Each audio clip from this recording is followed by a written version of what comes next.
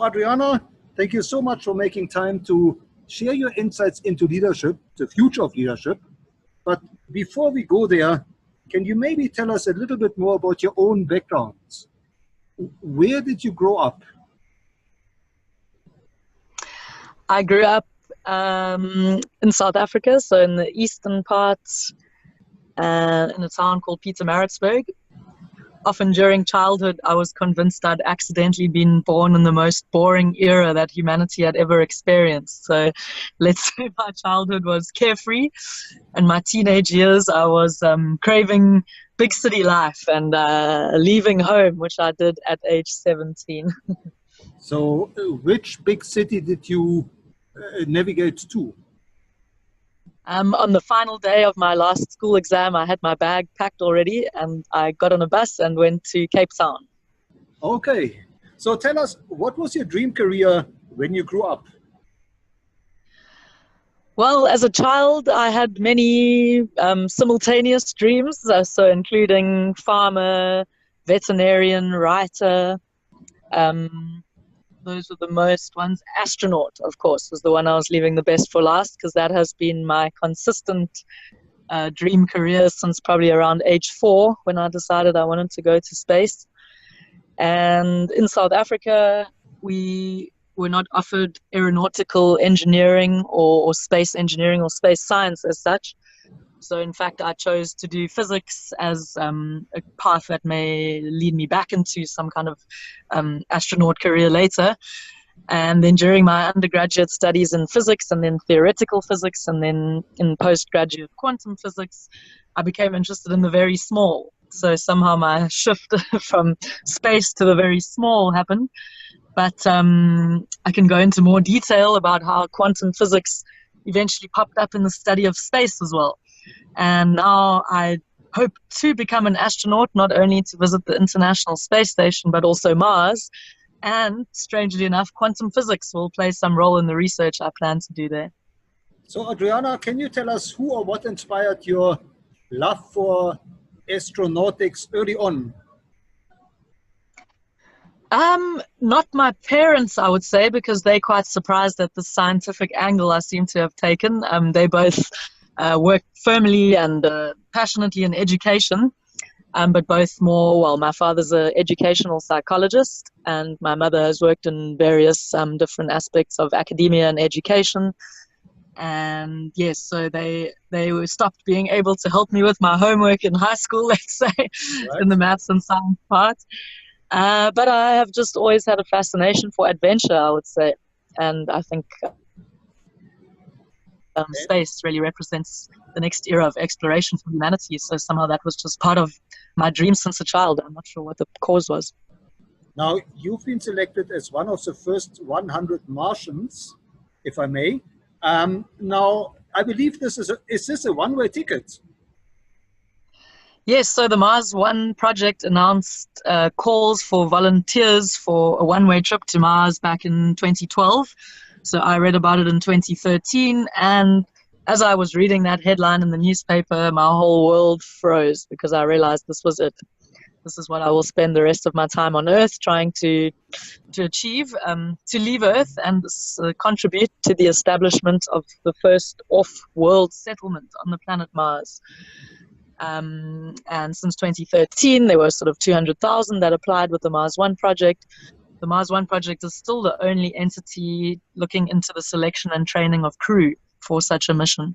So currently we're at the final round with 100 volunteers from all around the world, hoping probably to partner with SpaceX, who is the leading contender, let's say, for developing the transport hardware that we will require to get there.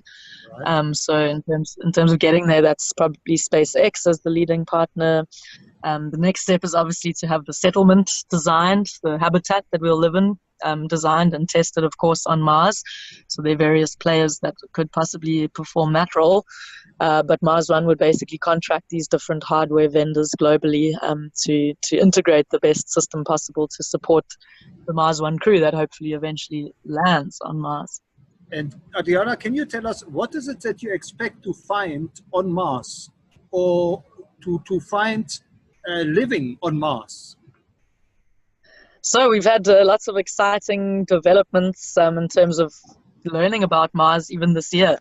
So maybe 2 years ago, I met Dr. Ellen Stofan, who was the chief scientist of NASA at the time. And she said she believes we'll have evidence of life off of Earth in our lifetimes. So this was exciting to hear from someone in her position, perhaps with more information than we do. But in terms of these discoveries this year, we've detected an underground lake on Mars. And our assumption for looking for life off of Earth is that life on Earth needs water. So in the absence of other knowledge, perhaps we should start to look in places off of Earth with liquid water if we are searching for life. So the discovery that Mars has liquid water under the surface is exciting. Mars has temperatures of around -50 degrees Celsius on average. So this was surprising. But basically the pressure that exists in this underground lake is what's keeping it liquid. And this would be a great place to start looking, perhaps for some kind of microbial life. We don't think life on Mars would survive on the surface. So we are thinking that maybe underground, there may be pockets of environmental conditions that could support life. And another exciting mission is the InSight mission sent by NASA, which will land on Mars, making it hopefully the 8th successful landing by NASA on Mars in November this year. So both of these discoveries and missions this year will contribute to our understanding of the conditions under the surface and whether or not there may be some kind of extraterrestrial life surviving in these environments. Now, Adriana, you're at the forefront of deep space research. What is your feeling? How far do we have to go to find a civilization in deep space that could be equal or possibly superior to our own human civilization? So I think there's a funny Calvin and Hobbes comic that says, the only sure indication that there is intelligent life out there is that it hasn't bothered to contact us.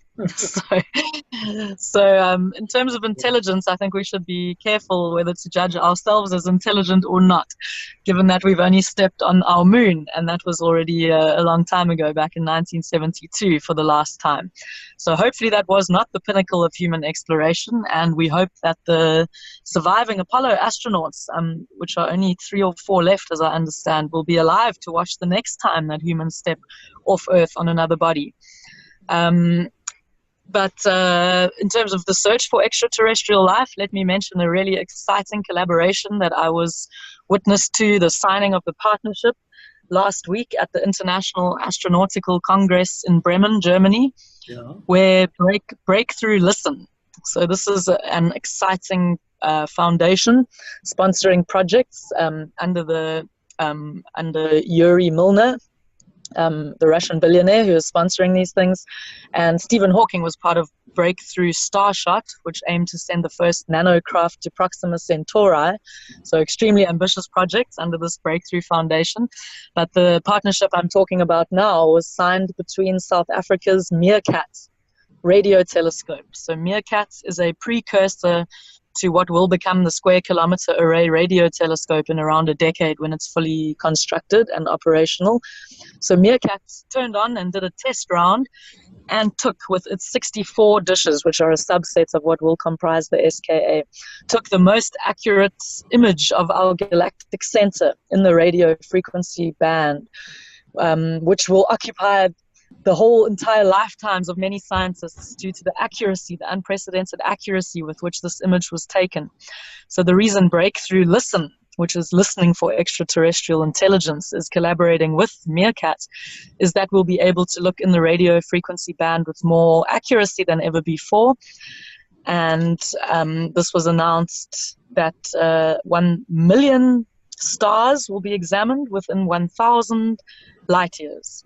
Right. And this was by the former director of the NASA Ames Research Center in collaboration with the South African National Space Agency and the Department of Science and Technology, South Africa. And just last. Yes, and I believe you've recently been to Singularity University.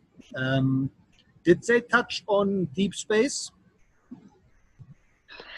Yes, so that's exciting that we have a South African branch of the Singularity University. that has launched recently with a dozen or so South African faculty members. So we are now officially onboarded as Singularity University South Africa faculty members, and each of us will bring our own relevant content and expertise to the Singularity University, operating within Africa but also globally. So in my capacity as someone talking about a volunteer to go and live on Mars, as well as someone with a background in quantum biology and perhaps the kind of signatures of microbial life we may be looking for on the surface of Mars. This is what I would be talking about, and this is super exciting. And yeah, it's a real pleasure to be able to interact with the other cutting edge, fascinating people that are part of the Singularity University. Now, Adriana, looking back over your career, would you say there was a major turning point where things could have gone different? Well, perhaps back in the beginning, after high school, I applied to study jazz. Okay. And I didn't get in because I didn't have the musical theory. They said I needed to complete 1 year of music before I could apply again. And now, so physics was my second choice. So perhaps that was one turning point. A second one was at the end of 2016, when, as the result of being a public speaker at several of SAP, the German business software company's events, they offered me a job. And given that my research was becoming increasingly difficult without a quantum computer, I thought it might be a good idea to take this job in industry, think about applications of technology in the context of the continent of Africa, and really take a different, broader view of technology in general in society, while I, of course, wait for the quantum computer to be developed, which would help me in my research in terms of how life originated. So I've been really enjoying this experience of looking at technology from a business perspective, and in particular looking at the unique context of Africa, the unique challenges that we face here, and looking at novel applications of technology, whether it's sort of blockchain for identity, whether it's precision agriculture using satellite data and machine learning, whether it's looking at the mining industry and space resources, and what opportunities this could offer Africa, perhaps no longer as the resource provider for our various colonizers, but perhaps as the leaders in starting the new industry of what will be our future, I believe, of extracting resources from asteroids and other space bodies. So would it be fair to say that as humanity was born in Africa, the next quantum leap in evolution, in human evolution, could come from Africa? Yeah, very interesting. As the cradle of life, yes. So the SKA actually has a project, the Square Kilometer Array Radio Telescope, has a project called the Cradle of Life, which is looking for, amongst other things, complex building blocks of life, things like amino acids, and maybe even more complex things like DNA. So this is one capability that we could find a radio telescope operating out of Africa, identifying some life or life precursors in space. But I think also, interestingly, Africa would be predicted by the World Health Organization, half of the population sort of beyond 2050 of planet Earth, potentially. So with our rates of urbanization, which are unparalleled in other parts of the world, I think we have a lot of challenges, but also a lot of resources in terms of the human capital. So I think more important than ever is education in Africa, and thinking about how we are going to get people inspired. And I think space provides an excellent way of providing inspiration for young people. We're seeing satellite industries in the space sector popping up, especially in the Cape Town area of South Africa.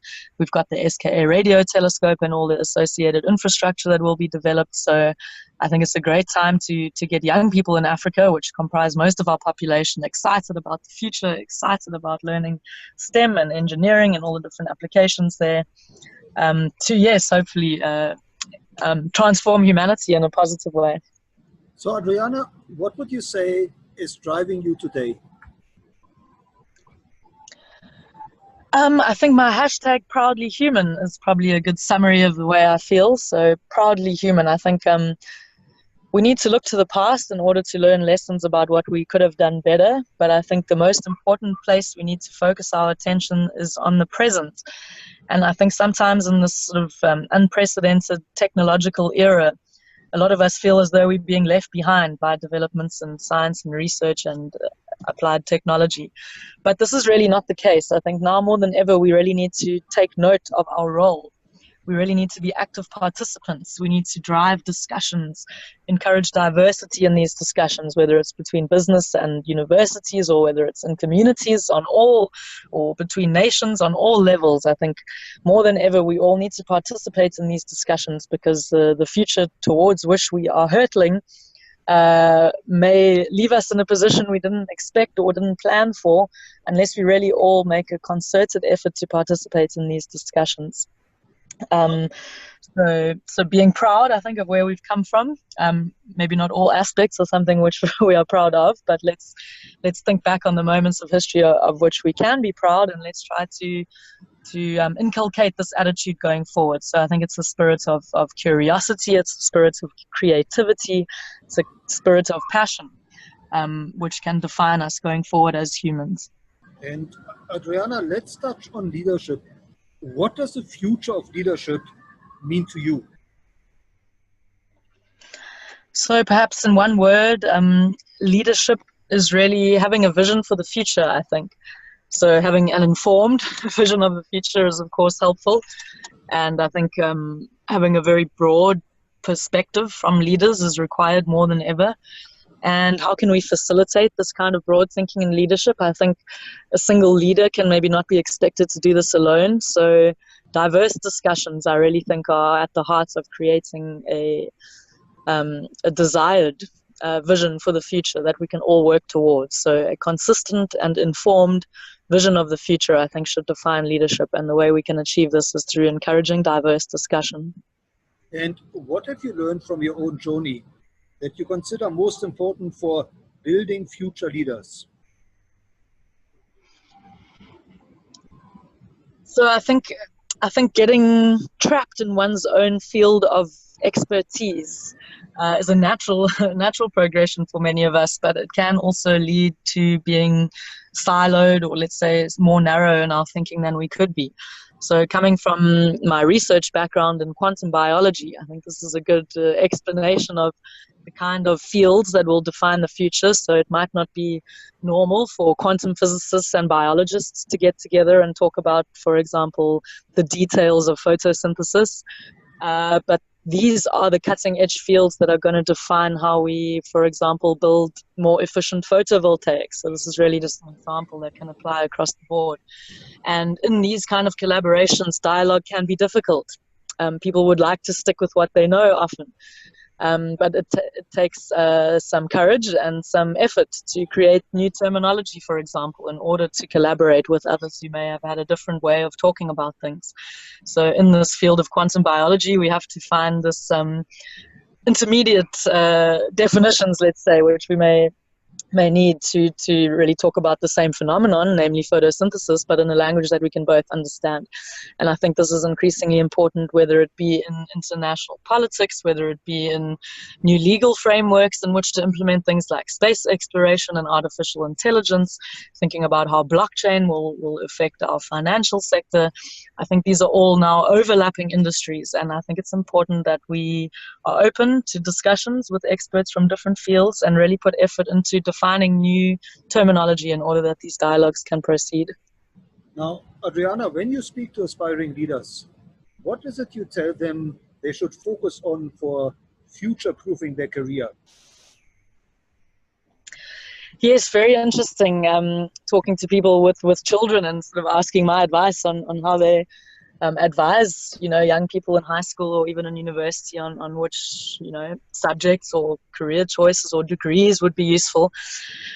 And coming from the perspective of a scientist, I certainly don't want to box people in to say that STEM is everything, what everybody should study. So I think it's, as always, important to focus on what people are passionate about. And I think millennials and younger nowadays are certainly showing what we need, which is a real passion for sustainability and having a positive, or let's say as little impact as possible in our environment. So being kind of environmentally neutral in terms of impact on the environment, where it may be pertaining to industry and so on. So on the one hand, I think we need technologies and engineering ideas and industries and manufacturing processes that are more sustainable. Increasing renewable energy usage and so on. And the kinds of people that can contribute to this are really across the spectrum, whether it's from an ethics point of view, whether it's from an environmental sciences point of view, whether it's from a nanofabrication point of view. So I think resource management is really at the heart of it. Maybe I should have said this first. So whatever aspects of resource management you would want to apply yourself to, I think these are really, really important. But I would say passion has to be at the center of it. So whether your passion is for people, thinking about how to manage teams as we try to align ourselves on being better managing our resources, or whether we're looking at the inner workings of the 3D printers, for example, that are going to enable us to be more resource efficient.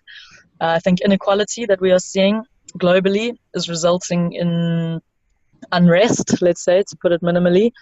And I think we pose a real danger to the future of our society if we don't reduce inequality, which is resulting in immigration crises, etc.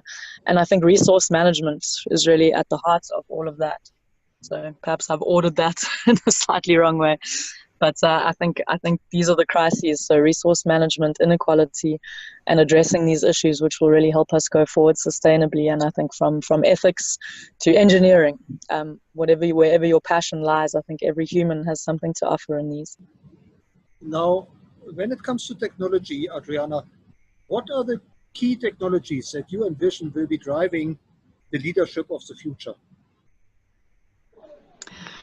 So I think it would be dangerous nowadays to talk about predictions of technology. So we can Google almost things that we dreamed about 5 years ago and find now that there's some company that's already building them. So things are really moving fast. And I think rather than focus on the technologies, I think these pop up naturally through exploration in laboratories, exploration in software. Those kind of inventor types are playing around and being creative all the time. What we really need to do when we think about the future of technology is how to harness these developments that pop up left, right, and center towards really united goals, and whether it's the UN Sustainable Development Goals, which of course I am behind, and I think all of us are, in terms of defining certain priorities in terms of reduction of poverty, better resource efficiency, etc. I don't need to highlight all of those, but I think it's more about thinking about applications of technologies in order to drive these goals, which are really about sustainability, and I think at the heart about better resource management. So technology can be used for good or bad, and I think more than ever, companies, especially large global companies, need to set up diverse ethical discussions around these technologies. So yes, artificial intelligence in the form of machine learning, which is what we currently have, can be used to optimize and solve a number of problems. But I think in these discussions, it's really important not only to have business people, furthermore, not only to have the engineers from an academic background that may have helped to develop these technologies, but also to have people from a more philosophical, a more cultural, a more sort of ethical side of expertise, so that we can really think about what impact bringing these technologies into our societies may have, so that we can begin to address certain challenges that may arise before they arise, and have some preparations with respect to that for things that may go wrong, which of course they will when we implement new technologies, so that they don't become huge crises, but rather things that we can deal with. And when it comes to social media, how would you say aspiring leaders, future leaders, should go about using social media to build their own brand and establish their own thought leadership? So let me try to be diplomatic about social media. I have some fairly strong opinions on this. Right. But maybe from my perspective, I've always tried to distinguish social media from my social activities. So I think in this era of technology, we need to remember very carefully how important it is to have face-to-face interactions. Maybe we're having Skype meetings. Of course, we have technology that can enable groups to get together on a global level, which is amazing and which we should harness. But I think the real face-to-face interactions with those people that we care about and work with and interact with on a daily basis should not be de-emphasized. So for me, social media should not replace this. Social media, for me, is a tool to generate networks on a global level, to get increased groups of people who have similar beliefs together, but not to replace that face-to-face interaction that we should still focus on in our daily lives. So for a social brand, I think it's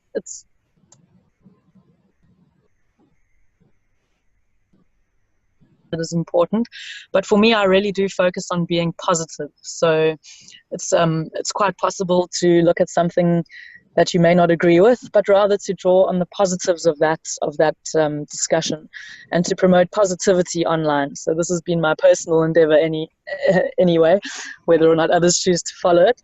I think we can always choose to see the positive side of a situation to encourage the aspects of a dialogue that we may have agreed with. And in terms of my personal brand, I really focus on sharing positive news online. There's really enough negative social networking going on that I think the proudly human aspect is important for me, that we can share positive stories online, and use these to create a personal brand of a view of a positive future. Thank you. Thank you. This is very important. Now, as a mentor to future leaders, can you maybe share a success story or two where you mentored somebody and that person really took your advice to heart? Well, I wouldn't accredit the success of two young ladies I've been working with recently to me, but I heard how wonderfully they were doing and jumped at the opportunity to invite them to co-present with me. So Kiara Nergin, who was the global winner of the Google Grand Science Prize in 2016 when she was just 16 years old, has now flown off to Stanford University, where she's just commencing now in her first year in biomedical engineering. I hope I got that right. And yeah, so she was the winner of the Google Grand Prize during high school with some experiments she ran in her garage on how to use avocado peels and orange peels to create super absorbent polymers. So she was really a huge inspiration to me, never mind all of the audiences that we had the chance to co-present to before she's flown off to follow her dreams in the US. And when she's back in South Africa, we hope to continue sharing her message and give some updates from her experiences studying in the US. Then I have another hugely inspirational person who I'm co-presenting with currently, and that is Brittany Bull. And we met at a high school satellite building program called MEDO in Cape Town back in 2016 when she was 16 years old as well. She's now interning for a company called X in a Box. She has not even started her undergraduate degree yet, which she will do next year, also in the US. But she's already building both hardware and software components for satellites that will be launched into space. So she's another huge inspiration to me. And she's going to get to space before me, it looks like, through her software that she will be launching into space later this year. And so what a great inspiration to share a stage with young people doing such amazing things. Now, talking about inspiration, Adriana, are there any role models of leadership that you would suggest future leaders should study and maybe learn from? So I think as a South African, I would like to mention South African-born Elon Musk as someone who I think we all know is a particular visionary in the tech and engineering space, really evolving humanity in terms of how we are using technology, a move to more sustainable practices, whether it's in solar power, whether it's in electric cars, or whether it's in reusable rockets. But recently I was at an event in Las Vegas, and let me quote Arianna Huffington in saying that Elon Musk provides us with an example of the collective delusion that sleeping in the factory results in better productivity. So I'm simply quoting her here and not giving a personal comment, but I think perhaps this is a cautionary tale to all of us that well-being is really a necessary premise for productivity. So we should all be very careful to give it our all and put all of our passion and hours into our work, but also to take time to relax, to take time to follow our hobbies, whether it's climbing up mountains or going for jogs with our dogs or whatever that may be. I think balance is important, and we can really give our all to our passions in the workplace only when we have a good support group of friends and family and enough exercise and rest and good food. Thank you. Thank you. This is very important.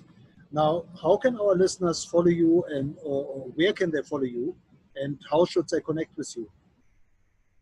So please, if they visit my website, which is constantly under construction, so more things being added there, there is a contact button where you are welcome to click, and an email will come to myself and my team. Otherwise, my updates are mostly on Twitter at Adriana Marais. I'm also on Instagram at Adriana Marais, and LinkedIn, also Adriana Marais. Right. And last but not least, Adriana, is there one thing that you would really like to convey to future leaders that they should take to heart and implement in their own leadership? So I think while it may not be everybody's idea of a great adventure to leave the planet on a one-way trip, I really encourage everyone to take my vision of exploration to heart. So exploration can take many forms. It could be in the laboratory, it could be in your community, it could be in any space, whether or not that's actual space or not. So, but what I do know is that if we explore, if we get out of our comfort zones, if we talk to new people every day, encourage diverse discussions with groups of experts from different areas, we're going to have a better vision for the future than we would if we did it alone. Because I believe each and every one of us has a special role to play, and we need to be curious and creative and proudly human if we want to contribute towards a bright and proudly human future, which I know we are capable of achieving. Now, Adriana, looking into the future, what are the initiatives you would like the Future Leadership Forum to focus on between, let's say, education, health, food security? Which one would be closest to your heart? Education, of course, as someone who can't seem to stay away from doing as many degrees as possible. I'm thinking of another PhD actually in economics while we speak. So education and the different forms in which we may educate and be educated in the future, I think this is a fascinating topic. But then on the topic of economics, I think we're perhaps, in my opinion, in need of some new thinking around the economic model that we are implementing, because increasingly it's not money that we need to worry about, but resources. And I think looking at Cape Town and the nearly approaching day zero last year, where we ran out of municipal water, is a cautionary tale to many other cities also earmarked to have water scarcity in the future. So water is really a crucial resource, and this is just one of many fundamental and crucial resources that we risk running into scarcity with if we do not drastically rethink the way that we think about resources, the way that we process them and distribute them. So I would say education and resource management are topics very close to my heart. Well, Adriana, thank you so much for sharing your insights and your wisdom into the future of leadership, and reminding us that exploration is at the key or the heart of the human experience, and that we should all be proudly human and possibly interact a lot more on things that matter. Thanks, Dr. Nick. It's really been a pleasure chatting to you.